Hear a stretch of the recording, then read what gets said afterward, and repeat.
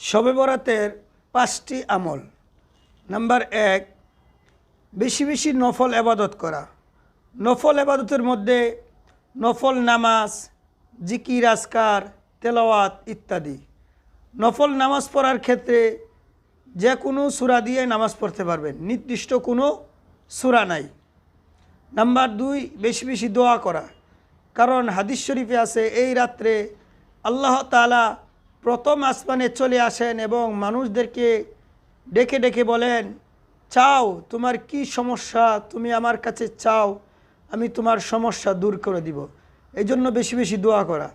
Number 3, এই রাতে হাদিস শরীফে আছে আল্লাহ রসুল সাল্লাল্লাহু আলাইহি ওয়াসাল্লাম কবর জিয়ারত করতে গিয়েছেন, তাই এই রাত্রে কবর জিয়ারতে যাওয়া যায়। তবে আল্লাহ রসুল একা একা গেছেন, কাউকে সাথে নেন নাই, এই জন্য দলবদ্ধভাবে না যাওয়া। নাম্বার 4, আল্লাহ রসুল সাল্লাল্লাহু আলাইহি ওয়াসাল্লাম মৃত ব্যক্তিদের জন্য মাগফিরাতের দোয়া করেছেন এবং ইসালে সওয়াব করেছেন, তাই এই রাত্রে মৃত ব্যক্তিদের জন্য মাগফিরাতের দোয়া করা আর ইসালে সওয়াব করা। ইসালে সওয়াব আপনি যে কোনো আমল করে তাদের নামে বকশায়া দেওয়া অথবা কোনো কিছু দান করে তাদের নামে বকশায়া দিতে পারবেন।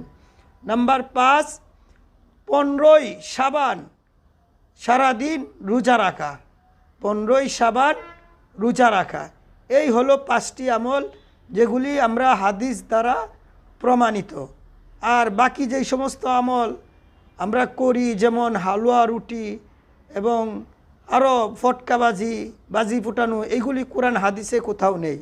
এজন্য এগুলি বেদাত, এগুলি থেকে বেঁচে থাকা। আল্লাহ তাআলা আমাদেরকে আমল করার তৌফিক দান করুক, আমিন।